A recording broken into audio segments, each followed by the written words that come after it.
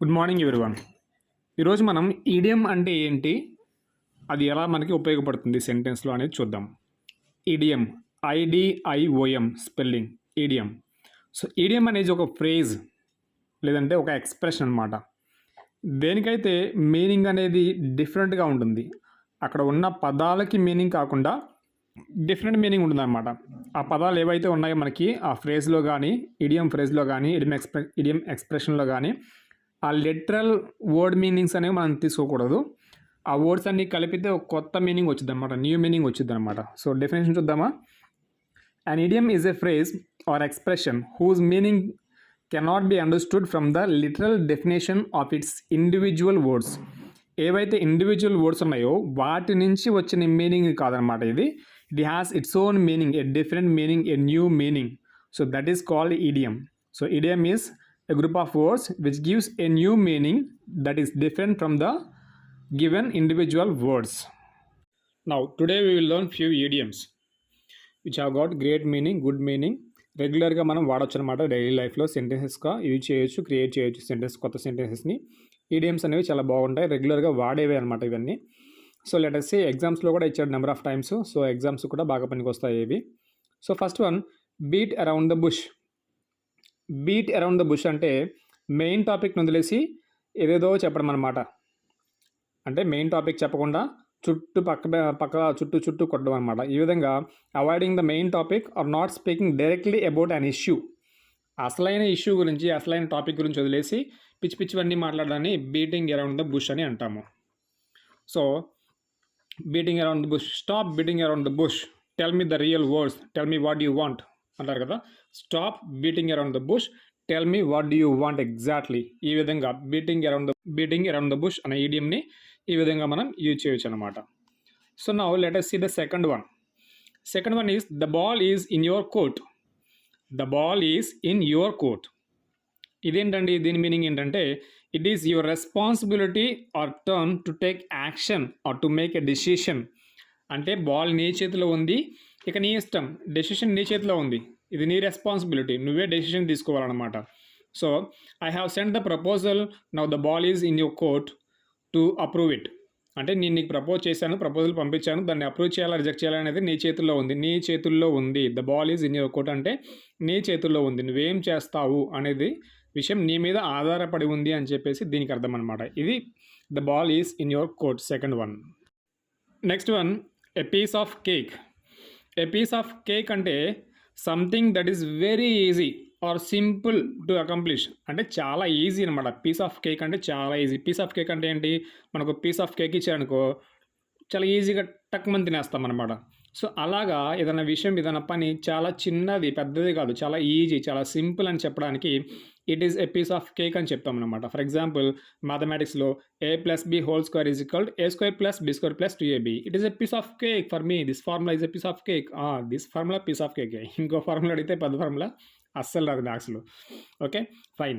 So piece of cake అంటే చాలా easy, చాలా సింపుల్ అని చెప్పడానికి అనమాట. Cry over spilled milk. Cry over spilled milk అంటే వచ్చేసి కంప్లైనింగ్ అబౌట్ సంథింగ్, లేదంటే worrying about the some loss or something అనమాట. బాధపడ్డం, ఏదైనా లాస్ అయితే, ఏదైనా పోతే దాని గురించి బాధపడ్డం, లేదంటే ఏదైనా విషయం గురించి కంప్లైంట్ చేయడం, దీన్ని క్రై ఓవర్ స్పిల్డ్ మిల్క్ అంటారు. ఓకే సార్ ఎగ్జామ్ ఫెయిల్ అయ్యారు, ఎగ్జామ్ ఫెయిల్ అయితే బాధపడకు, మళ్ళీ రాయొచ్చు. Don't cry over spilled milk, you have failed the exam, all the best for the next అటెంప్ట్లో మళ్ళీ బాగా రాయడానికి ట్రై చేయి, దట్స్ ఇట్. ఈ విధంగా ఓవర్కమ్ చేయాలి కానీ బాధపడకూడదు అని చెప్పడానికి cry over the spilled milk అనేది యూజ్ చేస్తాము. Kill 2 birds with 1 stone. Kill 2 birds with 1 stone, లేదంటే కిల్ 2 birds with 1 shot. అంటే ఒక్క దెబ్బకి 2 పిట్టలు అంటారు తెలుగులో. ఒక్క దెబ్బకి 2 పిట్టలు అంటే ఒక పని కోసం వెళ్తే ఇంకో పని కూడా అయిపోయింది, ఒకేసారి 2 పనులు అయిపోయినాయి దేవుడా అంటారు కదా. సో ఆ విధంగా కిల్ 2 birds with 1 stone, ఒకేసారి 2 పనులు అయిపోయినాయి చెప్పే మీనింగ్లో కిల్ 2 birds with 1 shot అని చెప్పొచ్చు అనమాట. సో ఒక పని కోసం వెళ్ళాను, 2 పనులు కూడా అయిపోయినాయి. ఈ విధంగా చెప్పడానికి kill 2 birds with 1 shot or 1 stone. Like a fish out of water. Like a fish out of water. Fish water బయట ఉంటే ఎలా ఉంటుంది, దాని పరిస్థితి ఏంటి అంటే దారుణంగా ఉంటుంది, అంటే అన్కంఫర్టబుల్ అనమాట. Like a fish out of water అంటే అన్కంఫర్టబుల్, డిఫికల్ట్ సిచ్యువేషన్లో ఉన్నాము అని చెప్పేసి లేదంటే డిఫికల్ట్ ఎన్వైర్న్మెంట్లో ఉన్నామని చెప్పేసి మీనింగ్ వస్తుందన్నమాట. So this is the meaning of like a fish out of water. This ఈడియంకి మీనింగ్ ఈ మీడియంకి. సో నేను డిఫికల్ట్ సిచ్యువేషన్లో ఉన్నా, అన్కంఫర్టబుల్ సిచ్యువేషన్లో ఉన్నా అన్న మీనింగ్లో దీన్ని చెప్తాము, like a fish out of water. Next miss the boat. Miss the boat అంటే ఒక ఆపర్చునిటీ మిస్ అయిపోవడాన్ని మిస్ ద బోట్ అంటాము. దొరక ఆపర్చునిటీ దొరికింది కానీ దాన్ని నువ్వు వదులుకున్నావు. సో ఆ విధంగా చెప్పడానికి miss the boat. Miss the boat అంటే మనం బోట్ మిస్ అయిపోయాం కదా, సో ఆ విధంగా మళ్ళీ బోట్ కోసం వెయిట్ చేయాలి. ఆ విధంగా ఏదైనా ఆపర్చునిటీ పోయింది, చేతి దాకా వచ్చి పోయింది అన్నప్పుడు మిస్ ద బోట్ అనే ఈడియంని మనం యూజ్ చేస్తాము. Bite the bullet. Bite the bullet అంటే ఏదైనా పెయిన్ఫుల్ సిచ్యువేషన్ కానీ, డిఫికల్ట్ సిచ్యువేషన్ కానీ భరించటం, సహించటం. సో నీకు ఇష్టం లేదు, యూ హేట్ ఇట్, కానీ బైట్ ద బుల్లెట్, నువ్వు ఫేస్ చేయాలి, తగ్గకూడదనమాట. ఆ విధంగా దాన్ని భరించి సహించి ముందుకెళ్దాం. Bite the bullet. ఆ సిచ్యువేషన్లో అవాయిడ్ చేయలేము అలాంటి సిచ్యువేషన్ని, కానీ తప్పదు మనకి. అసలు ముందుకు వెళ్ళాలి, దాన్ని ఫేస్ చేయాలి.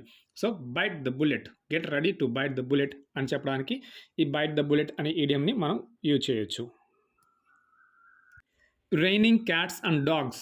చాలాసార్లు ఎగ్జామ్లో ఇచ్చాడు రైనింగ్ క్యాట్స్ అండ్ డాగ్స్ అనేది, నాకు తెలిసినంత వరకు. So raining cats and dogs అంటే nothing but raining very heavily. It's raining cats and dogs yesterday. It was raining cats and dogs yesterday, or it is raining cats and dogs today. అంటే చాలా హెవీగా ఉంది rain, బాగా వర్షం పడుతుంది, అసలు ఏ మాత్రం తగ్గేది లేదన్నట్టు పడుతుంది వర్షం అని అన్నప్పుడు రైనింగ్ క్యాట్స్ అండ్ డాగ్స్ అనే ఈడియంని మనం యూజ్ చేయొచ్చు. Next kick the bucket. Kick the bucket అనేది సంథింగ్ వెరీ సాడ్ న్యూస్ అనమాట. సాడ్ న్యూస్ అంటే ఒకరు చనిపోయారు, he is no more, he passed away అని చెప్పడానికి కిక్ ద బకెట్ అని చెప్పి అంటారనమాట. కిక్ ద బకెట్ అంటే he died, he is no more. So an informal వేలో చెప్పడానికి అనమాట. Someone has died, someone has passed away అని చెప్పడానికి కిక్ ద బకెట్ అనే ఈడియంని మనం యూజ్ చేయొచ్చు. నెక్స్ట్ ఏ బర్డ్స్ ఐ వ్యూ. ఏ బర్డ్స్ ఐ వ్యూ అంటే మొత్తం ఏదైతే ఒక చాప్టర్ ఉందో కాంప్రహెన్సివ్ వ్యూ, ఒక సంథింగ్ పెద్ద చాప్టర్ చెప్పేసిన తర్వాత మొత్తాన్ని కలిపేసి మీకు జస్ట్ ఒక 2-3 పాయింట్స్లో మీకు చెప్తాను, సమ్మరైజ్ చేస్తాను అంటాను కదా, సమ్మరైజ్ చేయడం అనమాట ఏ బర్డ్స్ ఐ వ్యూ అంటే. A general wide scale of view of something. Wide scale of view of something అంటే ఏదన్నా పెద్ద విషయాన్ని చిన్న విషయంలా మార్చి ఒక సమ్మరీ లాగా చేసేసి సమ్మరైజ్ చేసి చెప్పడాన్ని ఏ బర్డ్స్ ఐ వ్యూ అంటారనమాట.